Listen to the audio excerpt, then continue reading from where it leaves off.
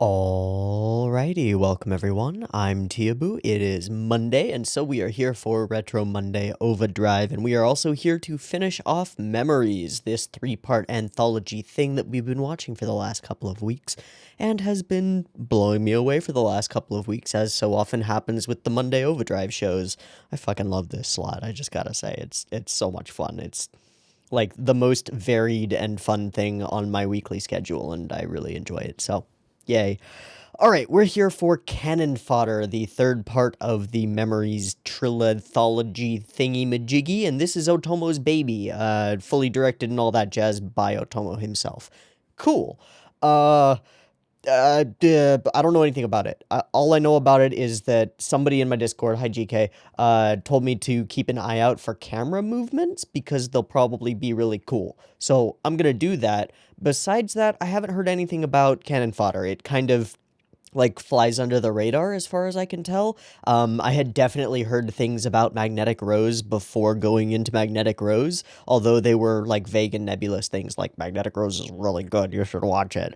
And they turned out to be true, but I haven't heard anything at all about Cannon Fodder. Even then, I had heard some things about Stink Bomb, like, it's kind of gross, I don't really like it, it's not super, like, interesting either, there's not a lot of depth to it, which I find to be not entirely the case. There's some interesting commentary and some like black satire going on in Stink Bomb, but I haven't heard anything at all about Cannon Fodder, so we'll see how it stacks up against the other two. I have a feeling it probably won't come close to Magnetic Rose, because what does, honestly? Like, what does? Title, Cannon Fodder. Yeah, I assume that this is going to be about war, and I'm going to assume that this is going to be about an expendable individual in war, one of many in a mass of many people. I could be totally wrong about that. It could be about cannons.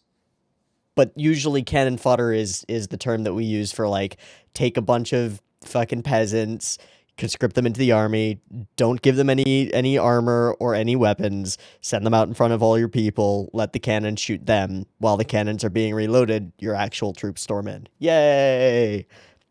Body shields. So expendable individuals in a mass in wartime is what I'm feeling. It could be anything. Let's find out what the hell it is and see if we enjoy it. Okay, so we're gonna have to do a weird syncy thing, start thing again, like we did last time. Last time we did it with the visual cue of the first frame when anything appears. This time is a little weird, so I'm gonna show you the first couple seconds of Cannon Fodder so that you understand what we're doing.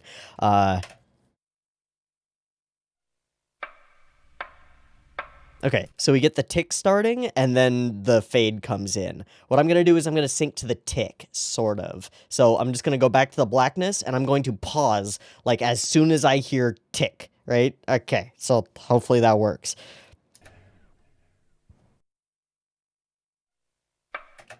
Okay, I heard tick, I paused. That's where I'm paused, that's my starting point. Hopefully that gets us close enough that you can sync up pretty effectively. I really hope so. I don't know of a better way to do this. The better way to do this is to, you just go and grab the picture-in-picture version. That's probably a lot easier, because I can, like, 100% sync this up perfectly, and it'll be fine in the picture-in-picture version. But if you want to do the timer thing, we'll still do the timer thing, because YouTube and stuff. So, timer thing. There will be a beep beep timer. It'll start from this particular moment, which is, like, I don't know, a frame or two after the tick of the first tick of the clock. That's where we're starting. That's our 0 seconds. We'll see. All right. There will be two versions of this reaction, as usual. You can find a picture-in-picture version with the video up there, linked in the description, and it'll be all synced up, so maybe check that one out. And you can find a timer-based version up on YouTube. If you would like to do a syncy thing and sync up your own copy of this portion of Memories with the YouTube version, you're totally welcome to do so. Just get your copy ready, because the beep-beep timer to count you down to 0 will be coming at you right now.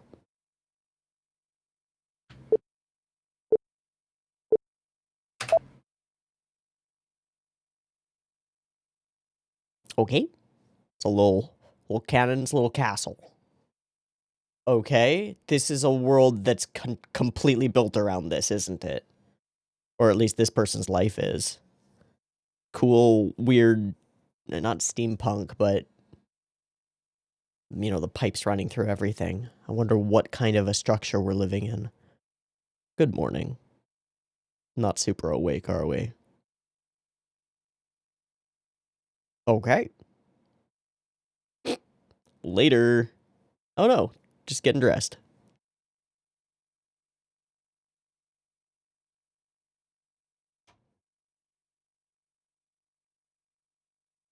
It's a kid in uniform?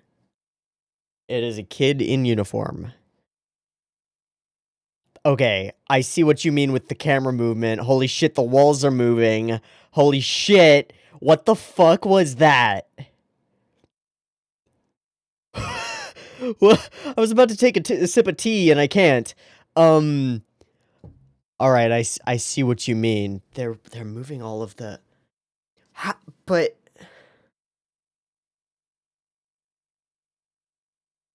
but how? Though.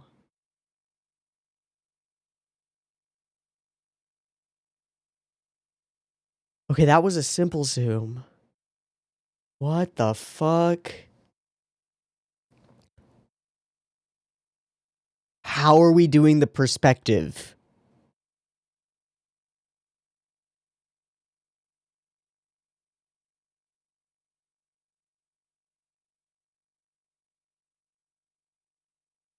It's just continuous. That was the same movement. A what? A music helmet?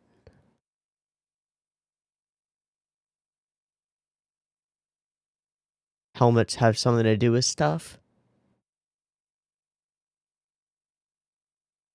Okay, but what kind of scholarship are we talking about?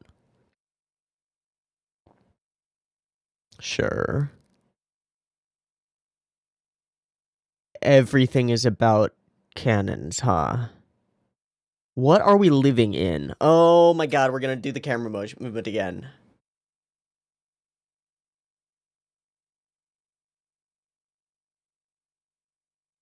Oh my fuck.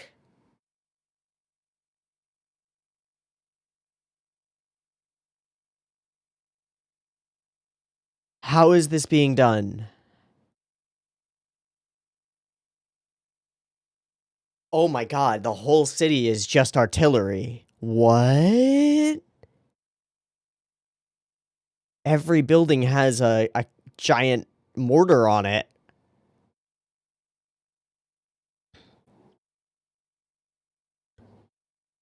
And everybody wears helmets. Everybody is military.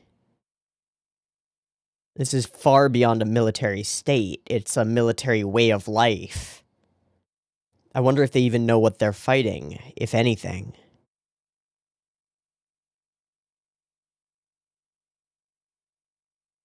This is crazy production-wise. I'm gonna have to research this, like, a lot. I'm gonna have to.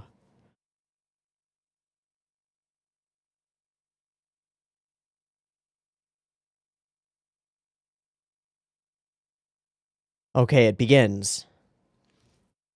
The great gun. That must be the large gun, the largest gun. What are we shooting?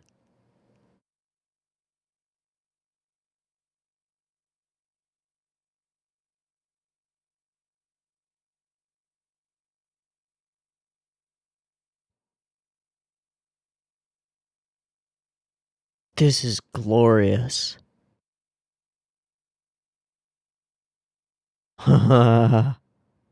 Okay. That's pretty skeletal. Yeah. Okay, here we go. Here's our commentary stuff. That's very familiar looking.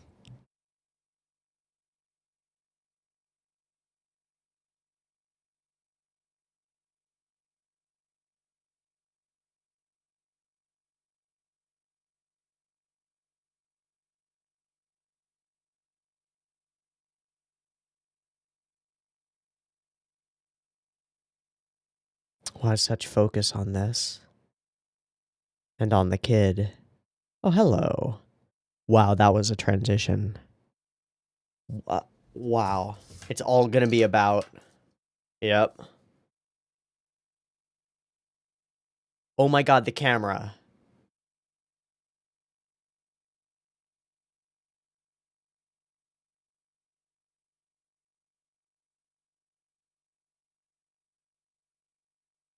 The only one actually paying attention, eh? Is that the music helmet? No, it's just non-diegetic music. Dreams of a big gun.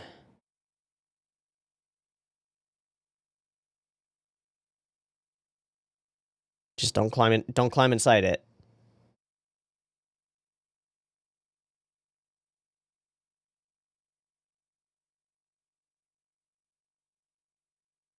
We still have not shown to any extent what we're firing upon or why.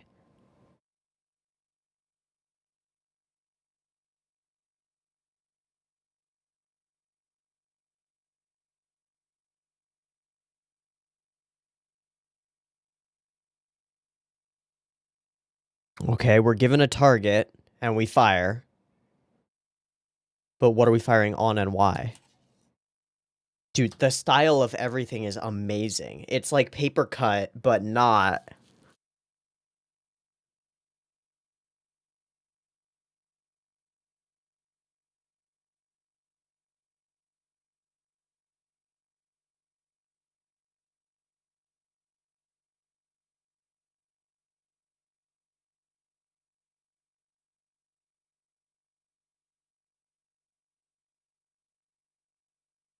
The mechanical stuff is awesome.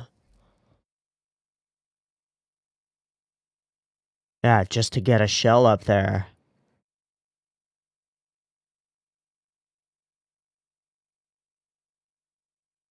I wonder if they studied actual massive artillery to make this stuff happen. I don't know enough to know. It seems a little bit fantastical. Like, why wouldn't you use explosives?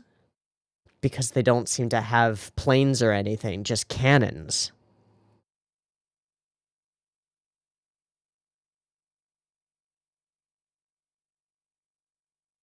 Wow.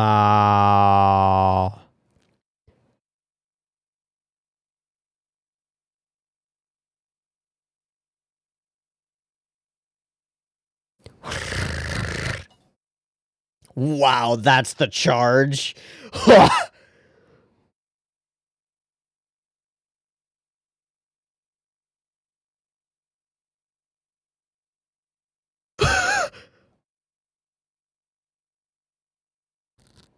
That's so much powder.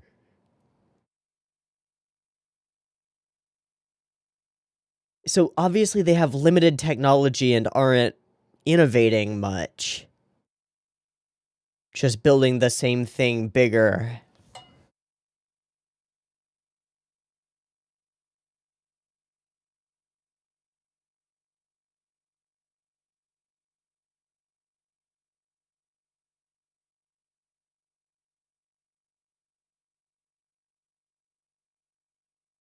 Wow, I love this, that we're going through this whole process. Is that Dad?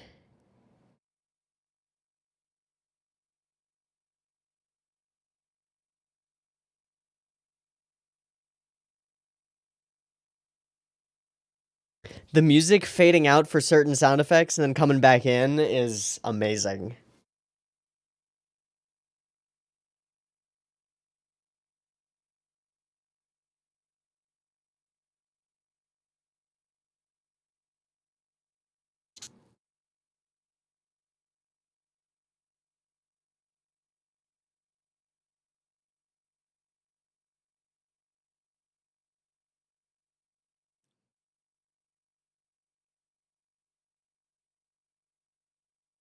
How did that happen?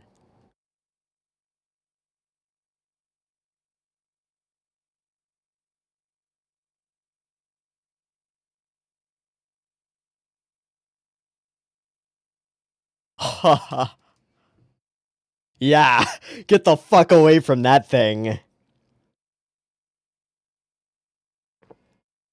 And all of them, oh my god, that's amazing. They look like they're parts of it.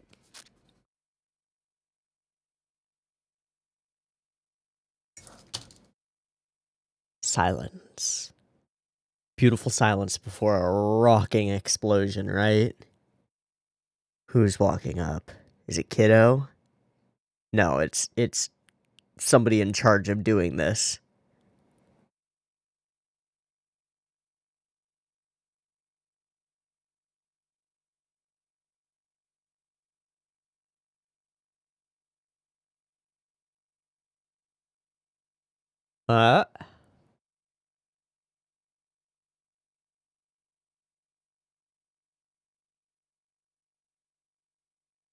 Alright, who's got the clicky boots?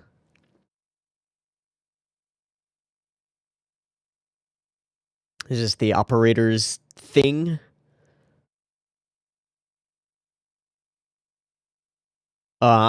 Okay. This is your glorious service to your nation, isn't it? Holy shit, this entire camera movement. What the shit? How is perspective working?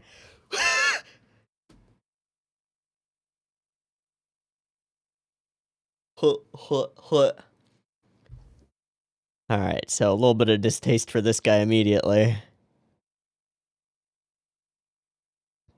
So they do all the work, he pushes the button and takes the credit? I wonder if it's feudal. It could be a feudal system. Like liege lords who have cannons or are in charge of cannons, and all the peasants who work under them. But then there's education and scholarships, so I don't know. Oh my god, we're just showing off with this camera movement stuff. Alright, hello gun.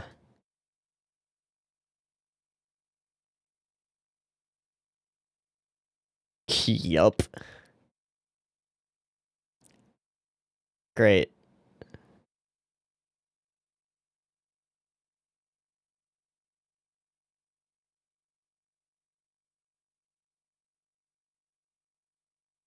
On my authority as fat fuckboy, I hereby push this button.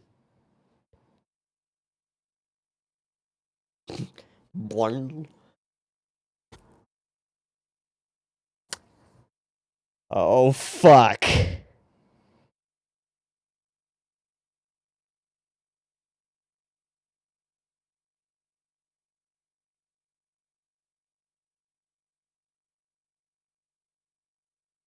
Making shells, small shells, yeah.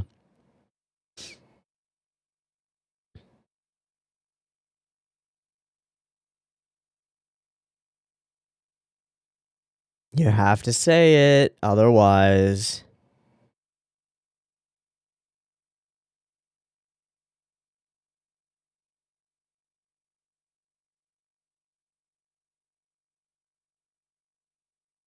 But what enemy is attacking?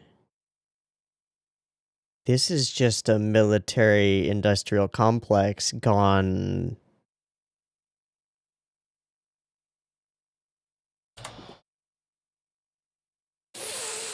Oh boy.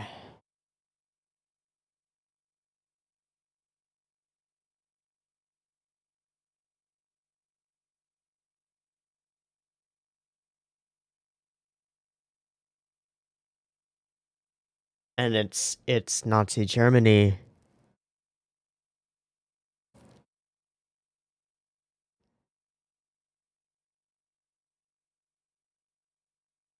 This is a post-World War II Nazis won distant future.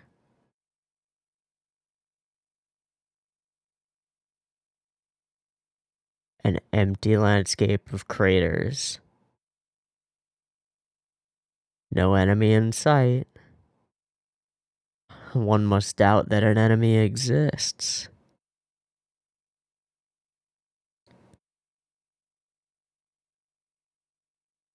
Thus the color scheme, thus... Oh, fuck. Hey, buddy. Oh, he's got the music helmet. Oh.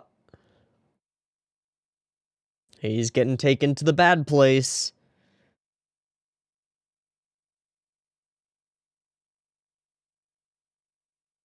Transition to mom? Yeah. Gossip, gossip.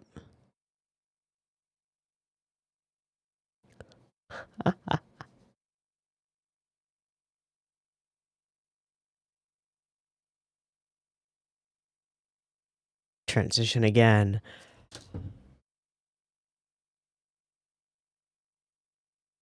Clean the barrel.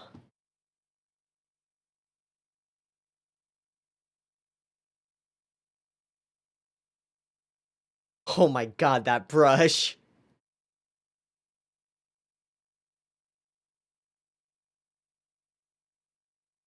All day, every... Fuck.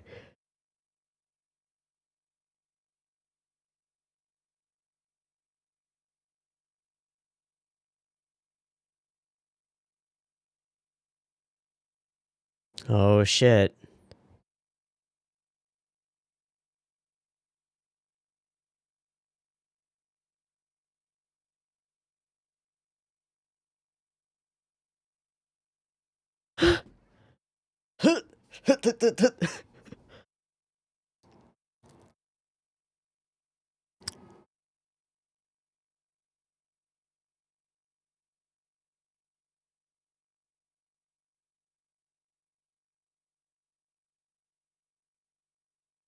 Oh god, the camera movements are becoming, like, normal now.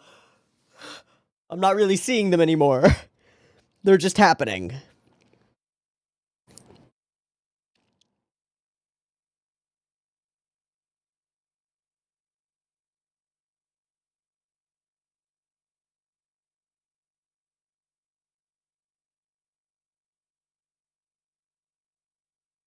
Yeah, with no gas mask, with no...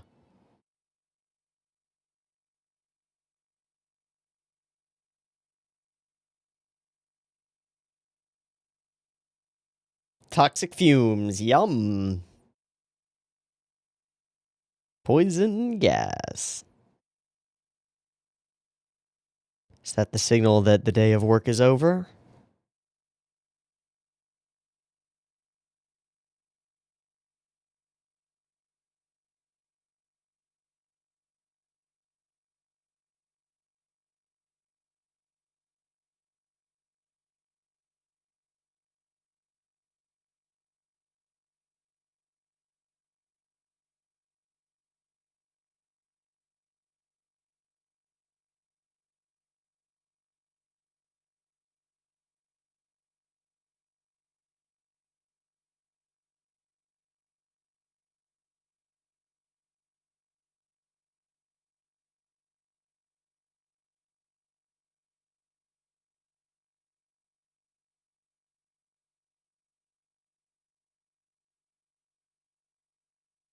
The enemy's moving city?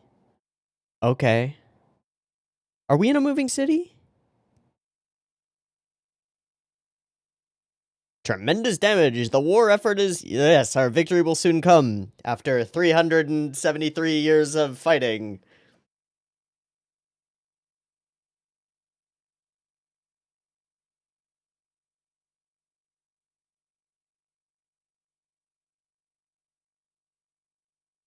Hey, Dad.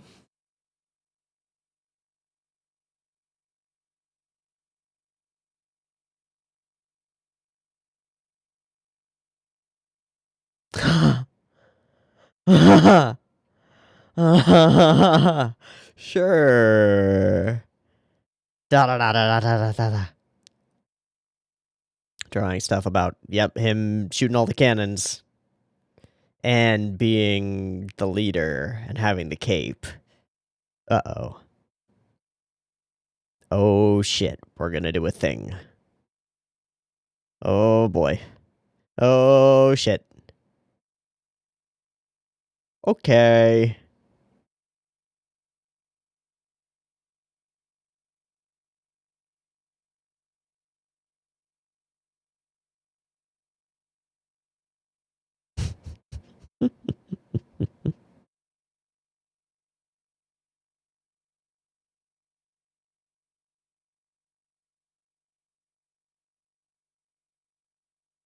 Oh, we do have planes.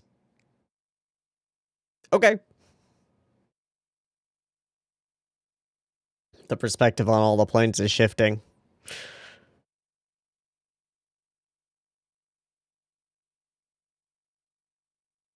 Yes, yes, glorious dreams of war and death.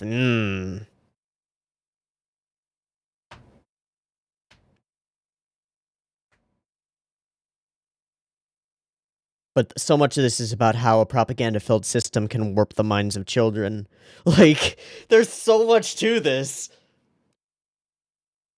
Okay, there's our photo, our picture that we had before. Do you? Right.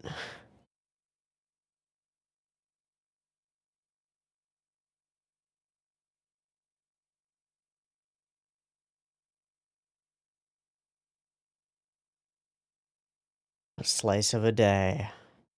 Every day the same, right?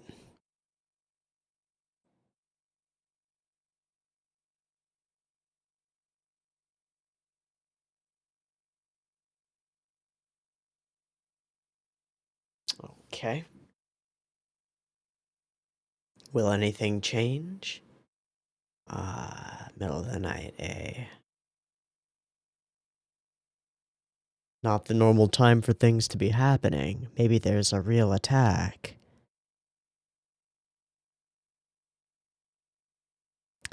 Maybe there won't be anybody to fire the gun. Maybe it'll all be destroyed in the morning.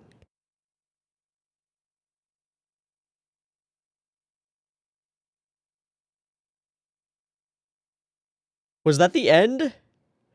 It was just a slice of a day?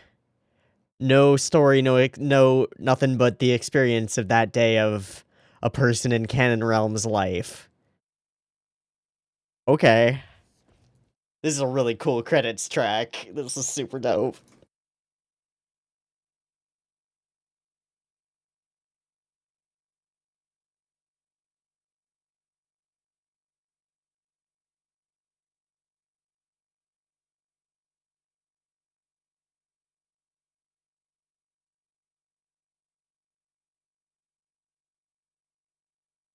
Man, I'm in 1995 in a fucking nightclub. This is right on the money. Okay, we don't need to listen to this. I'm going to stop. Pop. Because there are like 6 minutes of credits left. And I assume that they're all credits. There's nothing at the end. Yeah, okay, it's all credits. Wow, that was interesting. I gotta say, I think this one is amazing. I mean, we gotta start with the first of these camera movements, right? Shit, I'm torn. I want to talk about the visual tricks that are going on, and I want to research them and figure out what the hell is happening, because my mind can't put together how this stuff is actually being done without significant digital work, and I need to look at it, a lot of it, again, and try and piece it out, and also do research and try and piece that out, and then go and talk to GK, who I'm sure knows more than I do, or more than I can find with, like, quick research, because those camera movements are bonkers. Normally in anime we don't deal with perspective very much. Like, we just do a zoom and it's kind of okay, or we do some parallaxing with a couple of different layers and it's pretty okay. The really standout sequences are often background animated or have a little bit more emphasis on that kind of thing. But then in like your average episode of a seasonal show, or even looking at like your average episode of a like what I would call like a mid to upper tier ongoing show, like Chiayafuru even, or Natsume Yuujinchou, you'll maybe get one cut per episode, or one reusable sequence that's used frequently where there's like a dramatic camera movement around a character with no background, right? So that the background fades out to white, and that's a stylistic choice, but it's also a pragmatic choice, because if you're animating the camera like spinning around a character as something cool happens, Natsume breathes and releases a ghost, and we go woof around him, or Chihaya goes for a card and we go woof around her, we fade the background out so we don't have to deal with all the perspective shifting around the background. But The other layer to this is that in modern anime, most of those backgrounds are digital. Whether they're CG spaces or not, they're digital, and so there's some shifting that can be done. You can take a textured, like wall layer, like the one we see right here, like this left wall that has the window on it and the fire hydrant and whatever, and it's a flat 2D thing that's just there. You can take it and you can, like, give it pitch or yaw and, like, make it seem like it's kind of perspective-ing, and you can fill a lot of gaps with that. None of that is happening here. So what's happening here? I don't know. There needs to be another technique going on, because these things are shifting in perspective, but they're not being redrawn. They're being warped. So either that's being done digitally or it's being done with a camera trick, because if this is a fully analog cell animated thing, which I think it is, then you put your layers on top of each other and you photograph them from above, right? To make everything come together. So what do you do from this frame to this frame that gives you the subtle shift of perspective in a 2D plane that has to be flat? Either it's not flat, or there's something wonky going on. But I don't... How... But...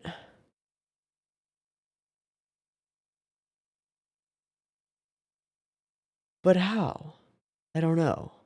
And then beyond that, there's also, like, the motion around characters, which is obvious when we see Mom, like, moving this way, and then again when we see her moving the other direction, after she fucking, like, pressure cooker sterilizes a cup of coffee or something? I don't fucking know.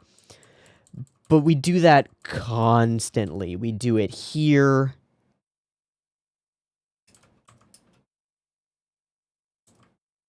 And then through this whole hallway is insane. How is the perspective being done here? It's not being redrawn, otherwise it would be obvious. Can it be early digital? It doesn't feel digital, though. So what is it? And then on top of that, as another layer of questioning is, I have a different layer here, which is, why do all of the characters feel like they're cutouts of paper? I don't know if I can explain what I mean. There's a specific, like, feeling to them that makes them feel like they're standing out from everything else, and it's not just a technique or a coloration thing. What it reminds me of is this. So, okay, so this is the piece of paper that I'm taking notes on. I've cut some things out of it because I had, like, to make little notes for myself for other things. But what I'm going to do is I'm just going to cut, like, a little semicircle. Okay? I'm going to cut a little semicircle like this, and then I'm going to take a pencil, and I'm just going to, like, scribble all around the outside line of the semicircle while it's sitting on another piece of paper so that I can get the entire edge of it, and you'll see why I'm doing this in a second.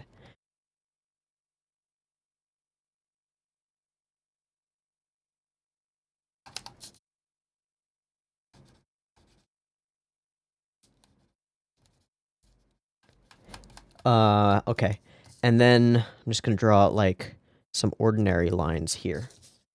Okay.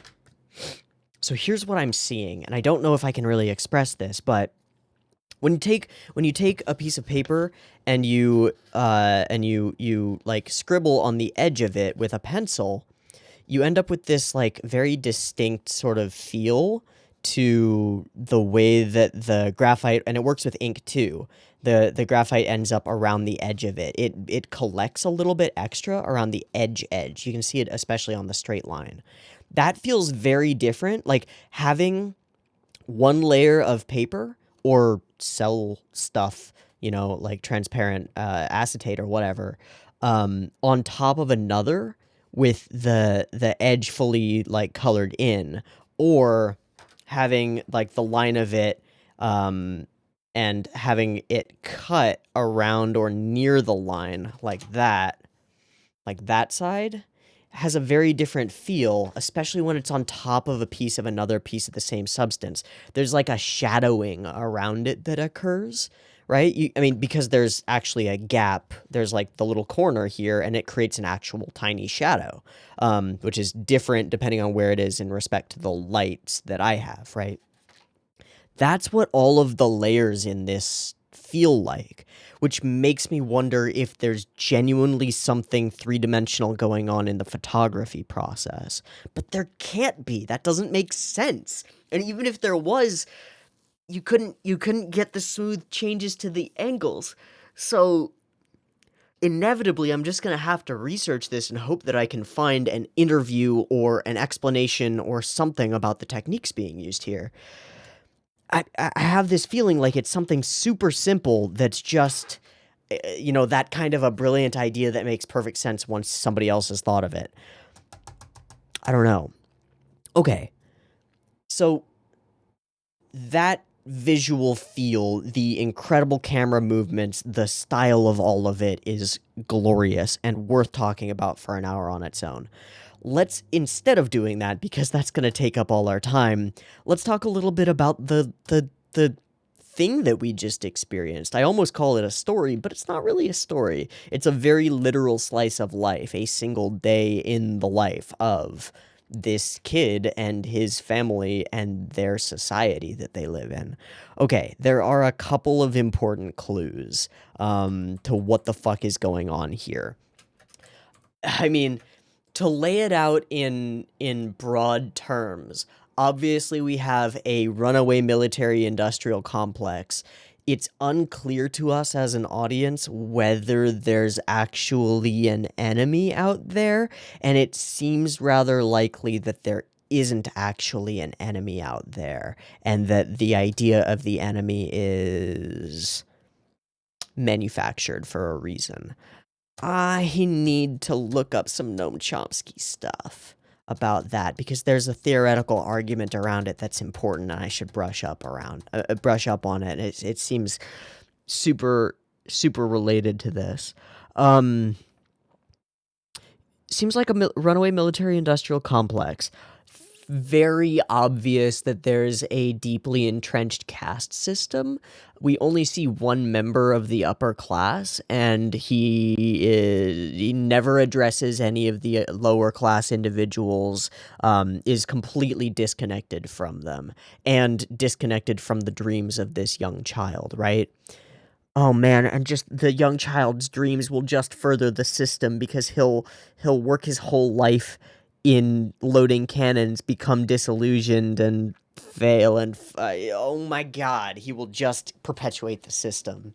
And that's the whole point, right? Like, societies shape individuals. They shape our dreams, our goals, our motivations, our purposes, our understanding of the world around us itself. So this kid, it might be horrifying to us, the idea that this society turns its children into gun-obsessed, big cannon-loving weapons, essentially, right? But it's more than that. It co-opts them into a system that isn't actually driving toward anything, and clearly isn't making any progress toward its goals. Whether or not there's an enemy out there, it's pretty obvious to us from the tone and familiarity. I feel like everyone has at least a passing familiarity with Cold War Russian propaganda and Nazi propaganda and Japanese imperial propaganda. Maybe that's a false feeling. Maybe that just comes from like having a childhood that was pretty steeped in history and desiring to understand those things, and having a personal deep interest in advertisement and propaganda as a whole, and then beyond that having like the history of debate. So maybe people don't have that history. I think regardless, there is enough here that rings very true. The poster on the wall, I believe, is adapted from an exact specific poster, but I don't know which. I don't know what nation it would have been or anything like that. But this propaganda machine that forwards itself is incredibly put together as a narrative element. And everything in the city feels dilapidated and rusty and then built on top of other layers of the same. This sort of mishmashed, mangled view of the cityscape where nothing seems to be in straight rows, nothing seems to be grid structured out, there don't seem to be any rules about anything. It just seems to be like if you're wealthy enough, you build a tower tall enough to get a cannon with like a view of the skyline so that you can fire it. And there seems to be some kind of like prosperity involved with having your own cannon, although it's unclear. And certainly some I don't know, not reward, but like some respect garnered by being the one who fires it. It's insanity. It's insanity. Okay, so we get a shield crest with wings. It's not specifically a Nazi symbol, but that's okay. We do get the bright red. The bright red sort of tips us off a little bit. But then we get this stuff. So there are two things going on here. It's kind of weird. Let me find the Cyrillic alphabet. It's not quite right. They're not real letters. Most of them aren't real letters. Okay, that wrinkles things a bit. The thing that's really easy to pick up on, that's immediately pick-up-onable, is the SS. Every time that there's a single instance of an S, it's replaced with the Nazi 2 lightning bolt SS thing, which is a pretty straightforward thing. The feel of the other letters is Cyrillic, but they're not Cyrillic. So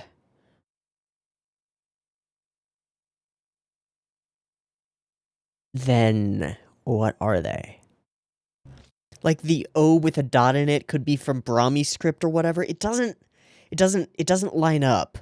So it's an adapted alphabet that's clearly English based with Nazi Germanic influence, some Russian Cyrillic-y influence. It's clearly alphabetical and it's English. Okay. So I'm gonna stick with some of my interpretation. Initially, I was thinking this is a Nazis won World War II situation. The entire world has been co-opted by fascism.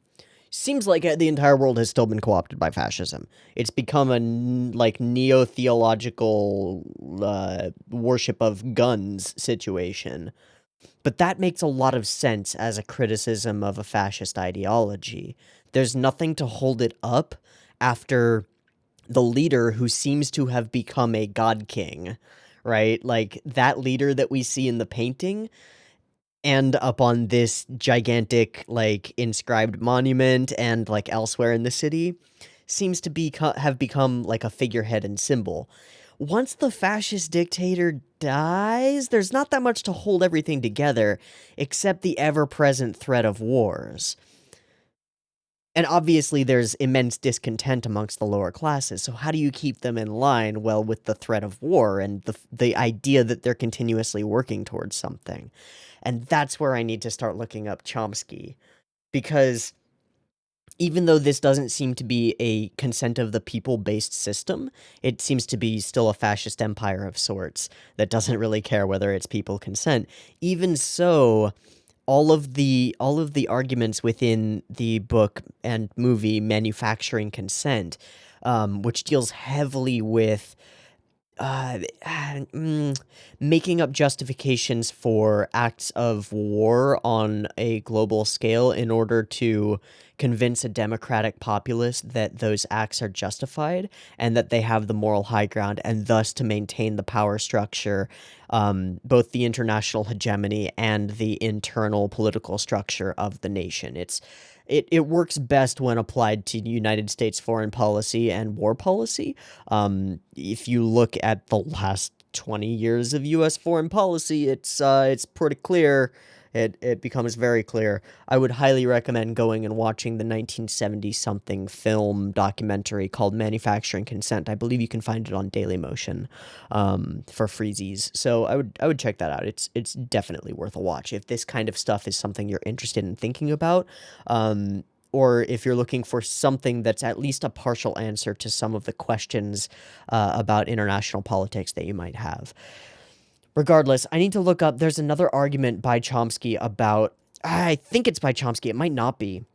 There's a hypothetical argument about a nation that invents an enemy and there isn't one, and I need to look into it and figure out where that idea is coming from in my head. Rough, I've come up dry. I've got nothing. Shit. I knew that there was something. It doesn't matter. We can couch most of our understanding of this in something like manufacturing consent. Like we're very clearly observing a politico-industrial military complex with media aspects, and it's so deeply entrenched into this system that it makes me think that we're centuries on from anything that would be recognizable as modern times. The fact that there's like a constant cloud of smoke on the horizon really just makes me think that there's no enemy out there, but I don't really know. I think that's fascinating. I think that the philosophical argument of this segment of memories is maybe one of my favorites, just in terms of the depth of it. Like there's a lot to unpack here if you want to, or at the very least, a lot to start you thinking about the way that media affects you, the way that your society and environment has affected you, and the way that wars start and continue. Like, why war? Well, this is a part of why, because it becomes normal.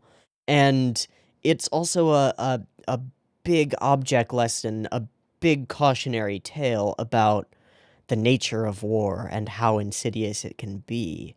Because it's this horrible thing that we as humans despise, but we also have the technology to push it away from us, to not feel like we're actively murdering fellow human beings.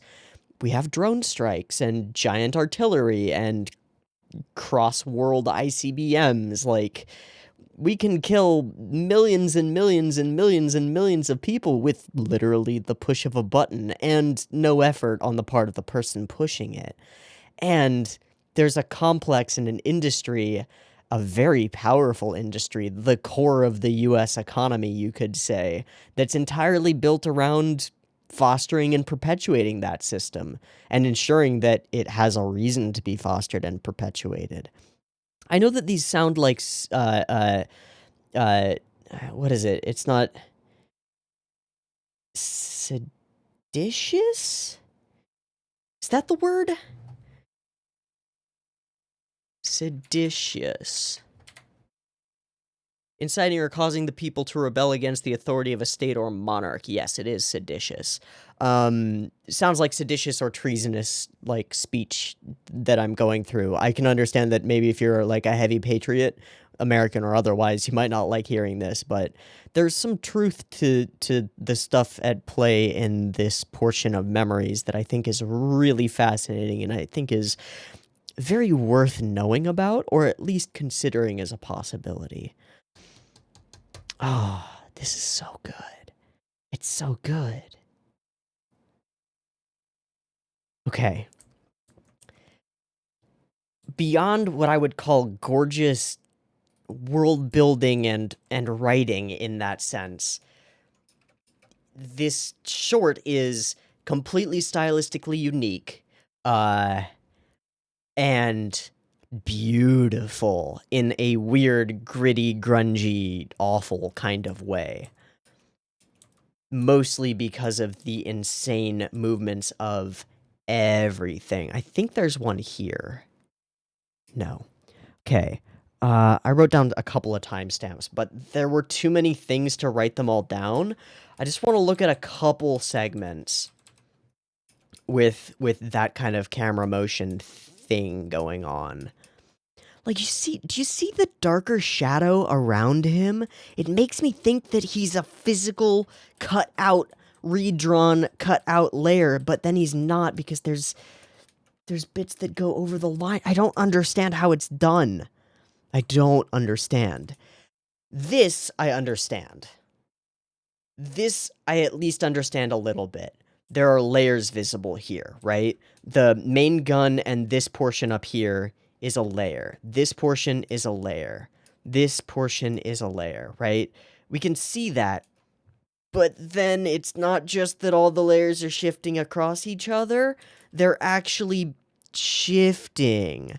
The distances between points on one specific layer are changing slightly.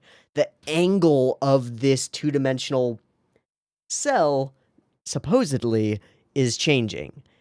How? How? I don't understand how, and I need to understand how. Regardless, we get the whole thing set. I love the entire vibe of this get the cannon loaded sequence. It's like everything in the world stops and readies itself for this. And I love even more how as the entire thing is moving, this is a very obviously incredibly intentional decision to do this particular way. As the entire cannon is moving, not one of the human figures on the cannon moves. Not one of them twitches or moves in any way, right? So if these were real people in a real work environment, they'd be moving around a little bit, regardless of the cannon's motion. Whether they're like shifting a little bit, shifting their weight, or like, you know, scratching an itch or whatever, there'd be some motion. So it's obviously intentional that they're not moving. But why? Well, because it's meant to be a little bit surprising when they call for the evacuation and all of them start moving simultaneously. And suddenly you realize how many people are a part of this machine. Not the physical machine of the cannon, but the machine of the complex that is making the cannon function. They all start moving at once like ants. But they didn't look like they were all there. There seemed to be more of them than there were before they start moving. Which is a trick because they're not moving and we don't catch them. But when they do start moving, it's so many more of them than it feels like there are, right? It's like, wow, that many people involved in this. And then all of them running by is fucking gorgeous. There's perspective shifting going on the entire way as we go, and I don't understand how. And all of the character animation and like animation around each of these people is gorgeous. And each one of them has a border around them that looks like a drop shadow. What's the technique here? What's happening? It's a secret. It's a mystery, and I want to know. I desperately want to know. But I don't.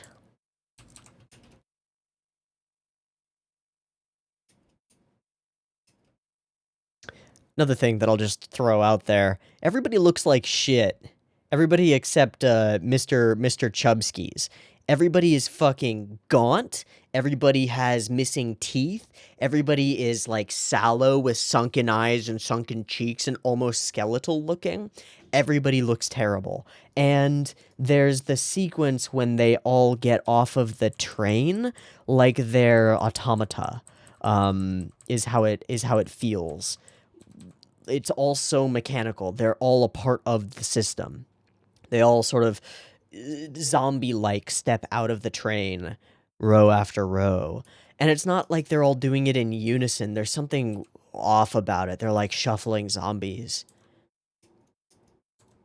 I mean, it makes sense. They're all fucking poisoned all the time. Yeah, KO to enemy, right. Gun crew, yes. Shoot and blast with all your strength for our nation.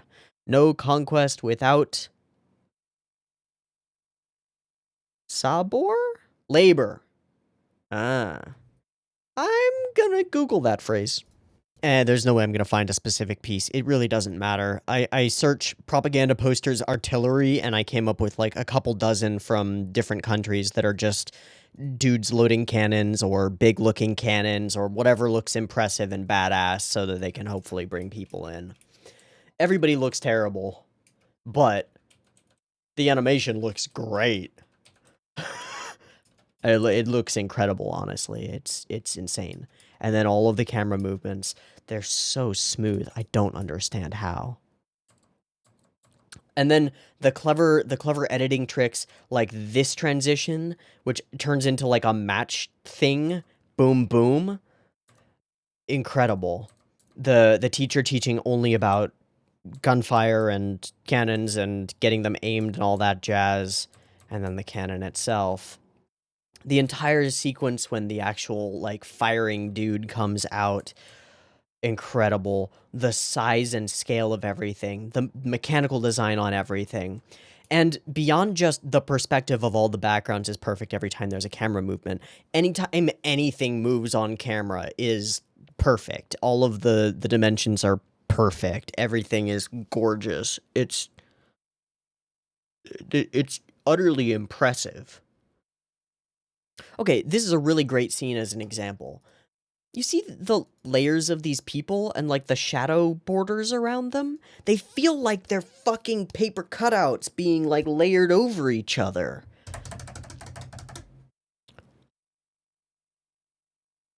I really wonder if they went and cut out every fucking cell. It's part of a possibility for those perspective shifts that involves insane stuff, but it doesn't make sense. Okay, this whole segment is gorgeous. There's a lot to it. I want... How much more can I unpack? I mean, I like, as an overview of what I got from it, I think I'm done. To dive into every detail that leads into that overview, I don't know. This sequence is horrifying and deeply unsettling to me, that this is what this kid dreams of, right? The twisting of a young soul becoming a hero in his own mind, a hero of death, leading the charge of endless waves of artillery and making of himself another leader like this one, is horrifying. A dream that will probably never come to be. He will probably live and die his entire life loading a gun. It seems unlikely that there's a way to advance in this society. And I don't really know, like, the alarms start ringing here and the lights start going. I get the impression that that's an attack and he's sleeping through it. That tonight is, like, the night the enemy actually decided to come, and that everything he knows is going to be destroyed in this night, and that there will be nothing left, and he'll awake in a landscape. But it's just left open for you to imagine. It's so cool. This is such a cool segment. I love this piece. I won't say that it's, like, better than Magnetic Rose or anything. I don't think it is. But I really like it. I think it resonates with me better than Magnetic Rose did. And that's a different situation. It's a different story. Okay. I gotta do what I've been putting off doing, which is go and do the research. I don't know how long this is gonna take. I'm gonna just start looking for, like, an interview with Otomo where they talk about this shit. Wait, I didn't even notice. There aren't any cuts. I mean, there are things like this that function the same way. But it's all effectively a one-shot. Oh, shit. Okay, I found an article that has a bunch of photos of the Storyboard and Design Works book for memories that has a bunch of info, and I'm going to read the entire article, and then I'll get back to you. Just the sketches of everything are absolutely insane looking. They're gorgeous. Ah, shit. The majority of the quote-unquote article is just screenshots that just says, like, oh, these are cool. It is early computer animation. Okay. Okay. That makes sense. So it is early use of CG, painted painted backgrounds applied to digital layers that can be warped, which makes sense.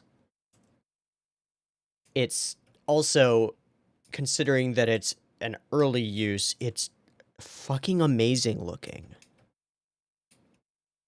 It doesn't have that off feel that so many times occurs when this kind of technique is done, because this kind of technique is relatively common in modern animation. I was just talking about it, either using a CG environment or digital like layers.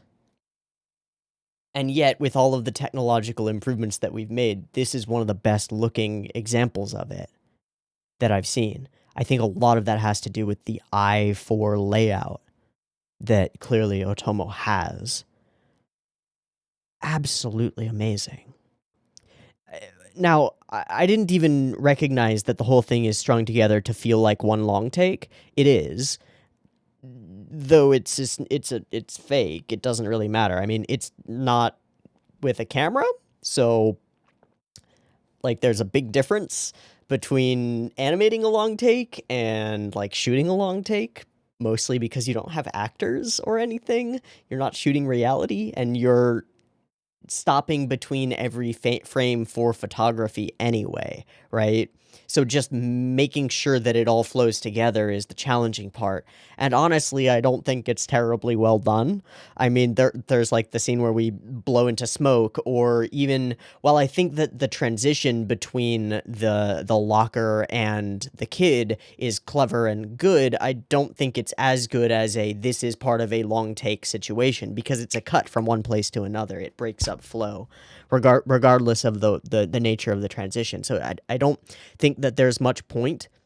It's an interesting challenge to take on as director, storyboarder, like putting this all together, and it's fascinating as an expression of what can be done.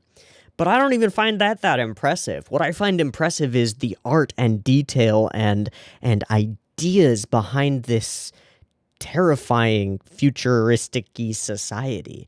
I love the feeling like everything is used and abused and patchwork, right? Like there are patchwork sheets of metal on all these walls, and portions of the walls are wood slats and stuff, and then there's like wires haphazardly put all over everything, and steam gauges and pressure pipes and weird shit everywhere in places that they don't make sense. It's all sort of dilapidated and weird and put together in strange ways, but beautiful because of that, in the same way that something like Cowboy Bebop is beautiful because it's all lived in. This city is lived in, and it screams its nature to us as the audience. I think this segment of Memories is absolutely fascinating, and I like it a lot, and I'm going to be thinking about it quite a bit. It's also gorgeous, and the techniques at play, while they're not as like unique as maybe I had thought, they're gorgeous, and the whole vibe and feel of all of them is absolutely stunning. This is a great segment. I love it. I love it. Okay, that's my take on this segment of Memories. Now we've watched all three. I'm just gonna go through them really quick and just talk about them a little bit. What do I think of them? Well, of the three, I think Magnetic Rose is by far the most impressive and art feely, you know? Like, if I had to choose one of these to show somebody in order to convince them that, like, animation can be art, it would be Magnetic Rose. No question. It's crazy and trippy and absolutely drop dead gorgeous. Stink Bomb's a little weird. I don't think I would watch Stink Bomb again. I don't think I would show Stink Bomb to anybody. It's kind of not like the other two, and kind of fucky. But it's also kind of hilarious black satire. At least I found it so. I know a couple of people that I would maybe recommend Stink Bomb to. I think Magnetic Rose needs to be seen by everyone. Cannon Fodder, I have a soft spot for. I really like this piece. It's also really artistic in a very different way. And I just can't even convey how impressed I am with it, is the main thing. I'm impressed with the ideas behind it. I'm impressed with the conveyance of those ideas, with the nature of this society that's been built up, with the the little things like the menial gossip between the mother and her coworkers, or the way that it's clear to us that nobody's really as gung-ho about this as they're forced to appear to be as part of the system, when they're all like, yay, we shot the cannon again, yay, we shot the cannon again, woohoo, and that one lady in front of the mother is just like, not doing this, fuck this shit, I'm not pledging allegiance, fuck that, no. Or like the cape is a symbol of office, and it's passed from their god king or whatever down to the idiots who take his place and push the button now. There's so much in this. Or the discontent that's everywhere. The section of the street where there are people throwing around posters and very few are paying attention, right? As though this is the inevitability, as though trying to change this system is futile and in vain, and it is. This system won't change from the inside. It's too normal. And that's what's so terrifying about it. It's so abnormal, and yet it's so easy to believe that for all of these characters, this is their normal. I really like this piece. So, Magnetic Rose gets the win, I guess, as the best artistic piece of the three. But I think I have to give my personal favorite award to Cannon Fodder, because this was really interesting. Okay.